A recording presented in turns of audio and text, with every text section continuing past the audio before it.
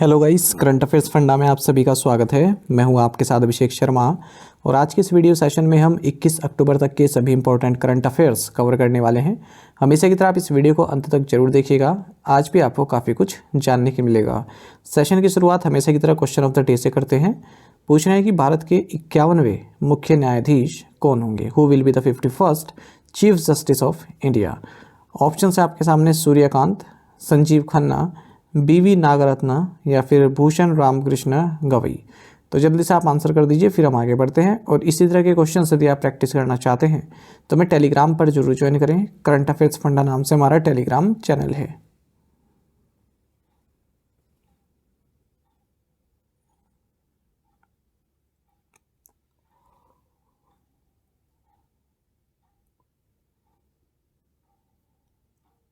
Vijay Kishore Rahatkar has been appointed as the chairperson of which institution? Vijay Kishore Rahatkar को किस संस्था की चेयरपर्सन नियुक्त किया गया है? ऑप्शंस आपके सामने है। सही आंसर ऑप्शन ए है, नेशनल कमीशन फॉर विमेन। आपको जानना चाहिए कि विजया किशोर राहतकर इन्हें चेयरपर्सन नियुक्त किया गया है नेशनल कमीशन फॉर विमेन का, NCW का, और इस कमीशन की ये 9th चेयरपर्सन होंगी। आपको बता दें जो NCW है ये एक स्टैचुटरी बॉडी है गवर्नमेंट ऑफ इंडिया के तहत, और स्टैचुटरी बॉडी मतलब इसको कॉन्स्टिट्यूशन द्वारा इस्टेब्लिश नहीं किया गया है बल्कि एक्ट लाकर पार्लियामेंट में तब इसको इस्टेब्लिश किया गया है।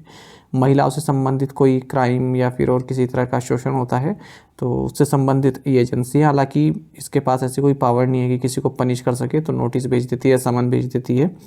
इसकी स्थापना 31 जनवरी 1992 को हुई थी।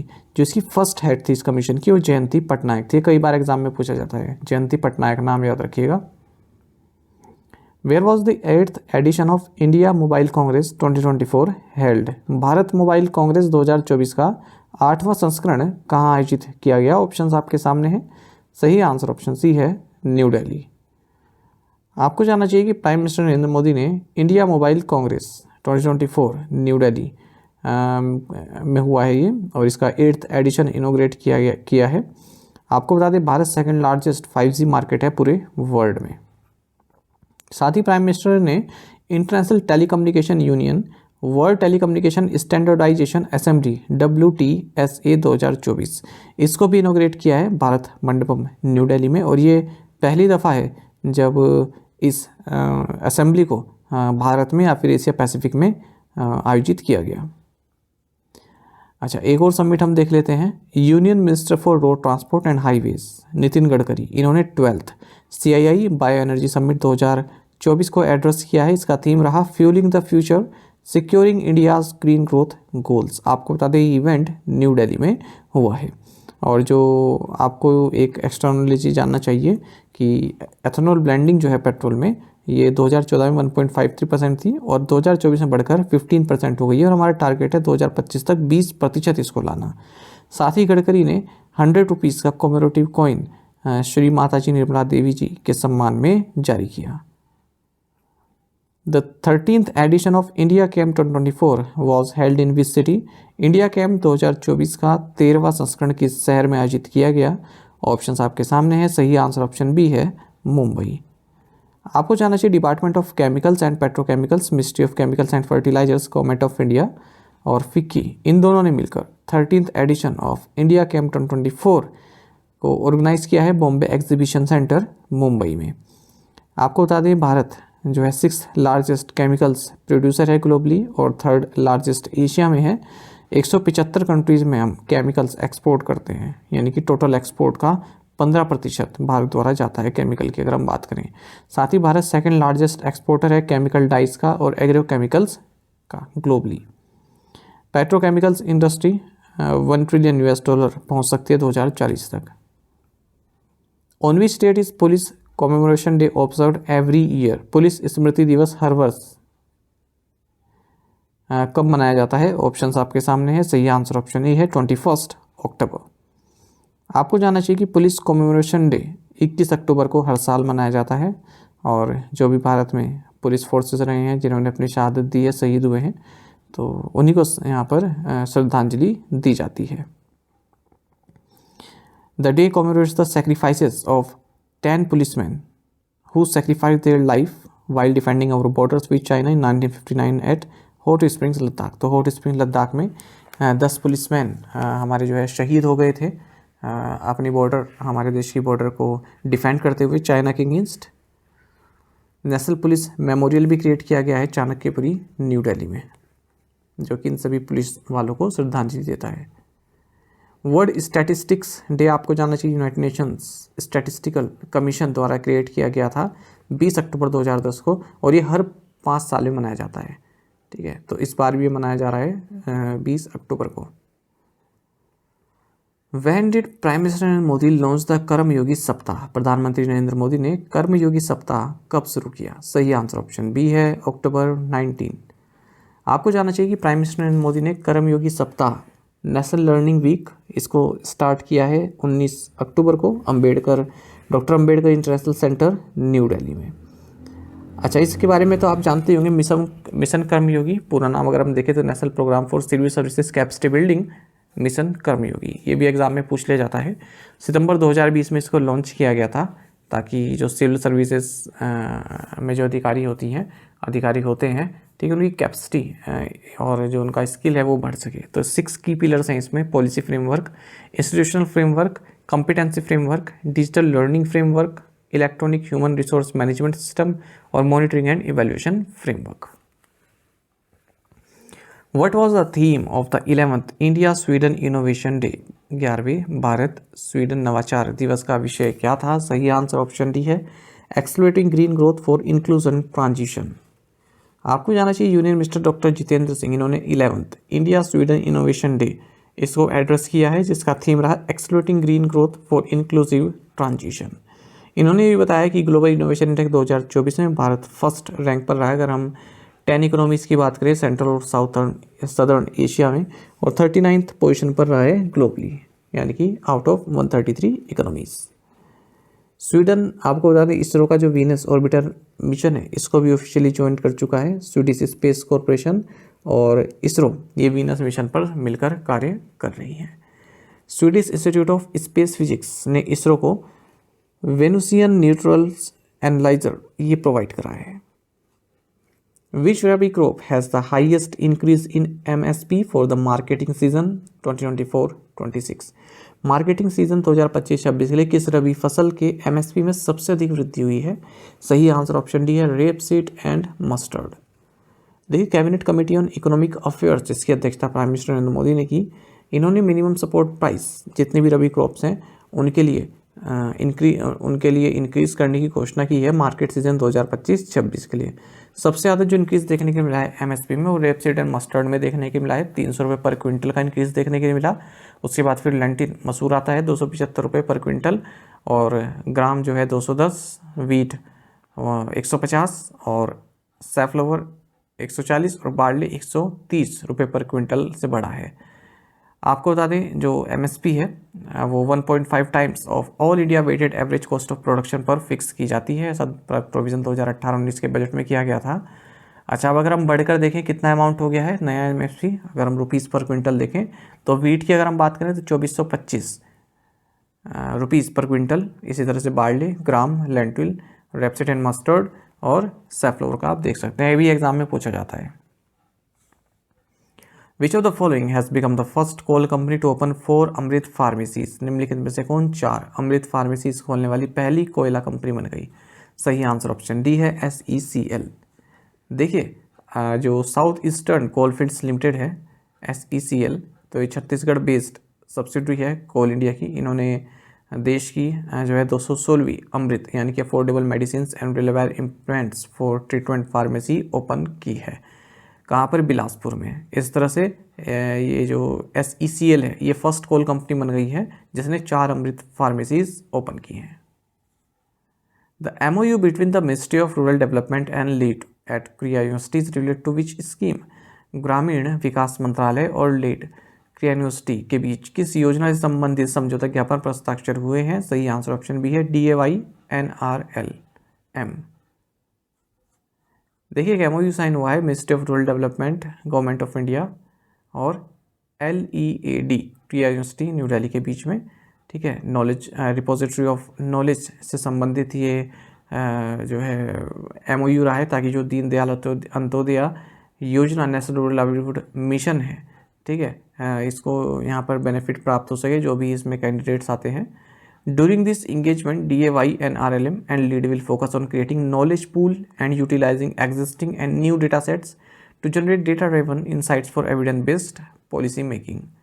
Who inaugurated the AROHA 2024 conference? AROHA 2024 का उद्घाटन किसने किया? सही आंसर ऑप्शन सी है, धनंजय यशवंत चंद्रचूड़, DY चंद्रचूड़। देखिए, first ever international conference of all India institute of Ayurveda advancements of research and global opportunities for holistic Ayurveda AROHA 2024 ये नई दिल्ली में इनोग्रेट किया गया है डॉक्टर जस्टिस धनंजय यशवंत चंद्रचूड़, जो कि चीफ जस्टिस ऑफ इंडिया इनके द्वारा। The conference agenda covers a wide range of topics including Ayurveda, ethnomedicine, quality control, standardisation, diagnosis, drug delivery, evidence based understanding and globalisation. Which organization organized the Silent Conversation from Margins to Center exhibition? Silent Conversation from Margins to the Center प्रदर्शनी का आयोजन किस संस्था ने किया? सही answer option D है, national tiger conservation authority. देखिए, union minister for external affairs doctor S Jaishankar, इन्होंने एक आर्ट एग्जीबिशन है silent conversation from margins to the centre, इसके सेकंड एडिशन को इनोग्रेट किया है न्यू दिल्ली में। तो 4 दिन का एग्जीबिशन रहा है। इसको नेशनल टाइगर कंजर्वेशन अथॉरिटी ने संकल्प फाउंडेशन के साथ और नेशनल ह्यूमन राइट्स कमीशन और इंटरनेशनल बिग कैट अलायंस के साथ मिलकर ऑर्गेनाइज किया।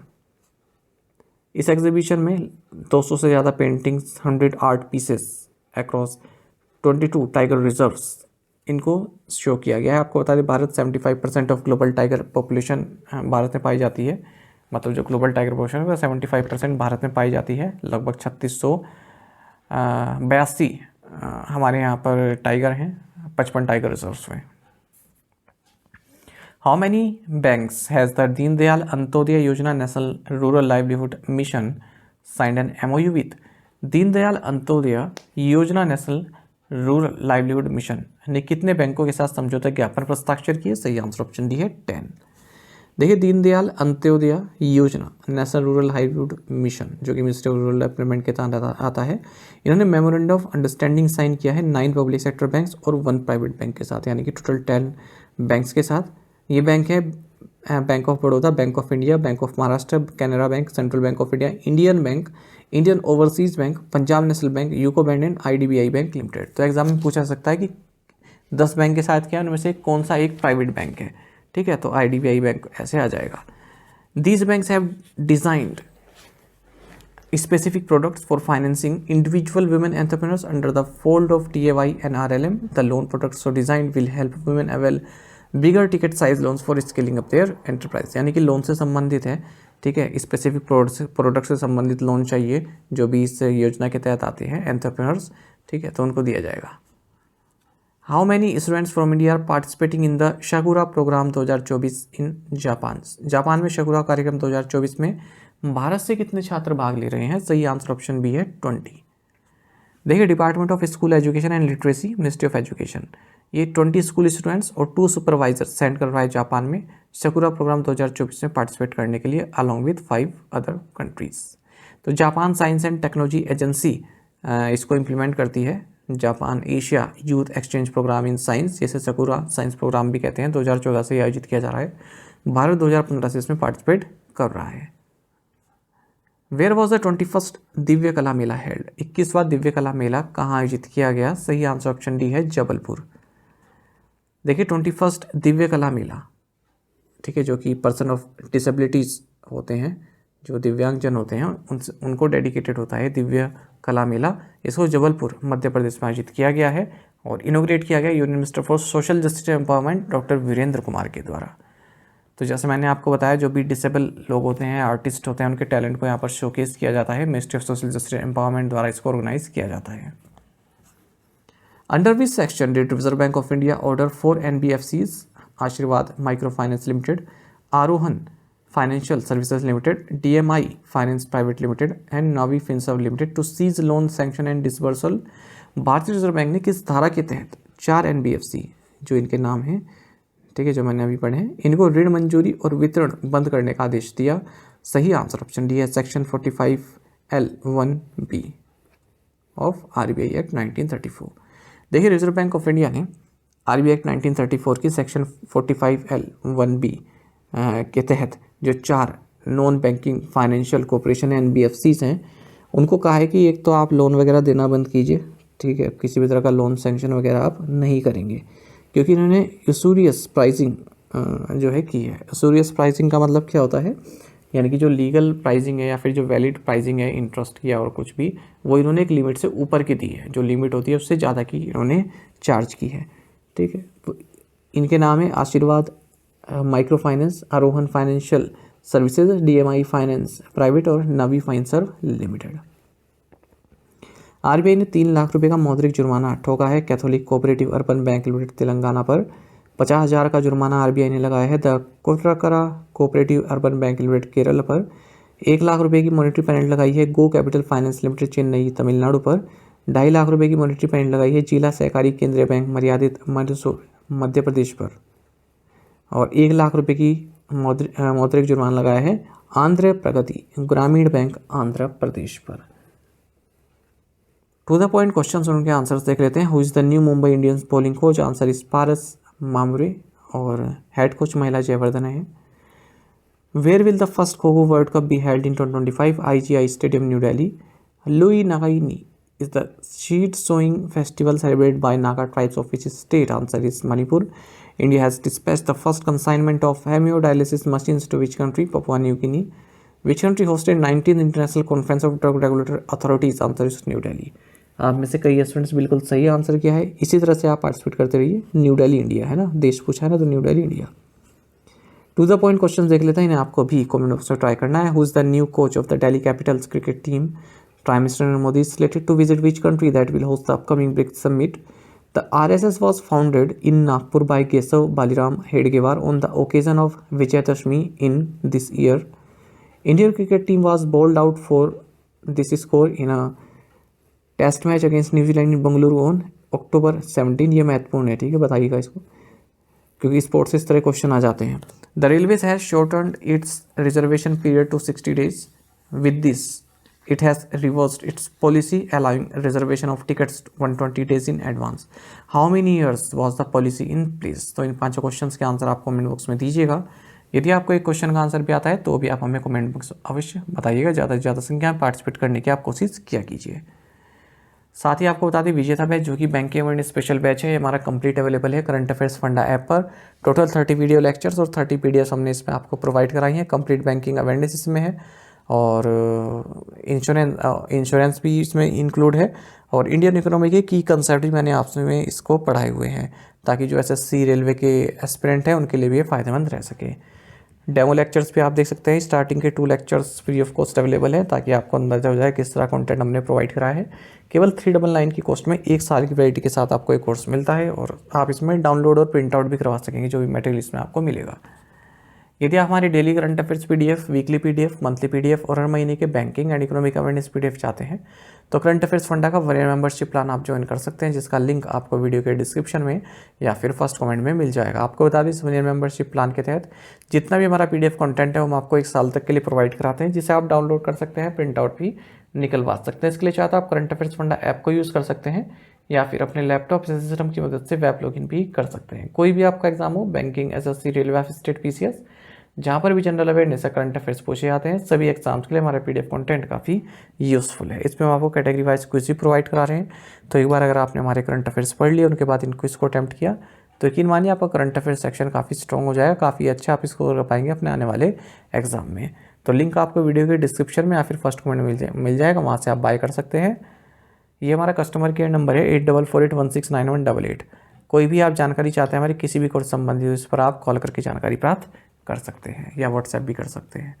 साथ ही करंट अफेयर्स फंडा को टेलीग्राम पर भी ज्वाइन कर लीजिए, यहाँ पर रेगुलर वीडियो अपडेट्स और करंट क्विज हम आप सभी के लिए डालते रहते हैं। साथ ही डिस्कशन ग्रुप में आप किसी भी क्वेश्चन का सलूशन पा सकते हैं। Thank you guys.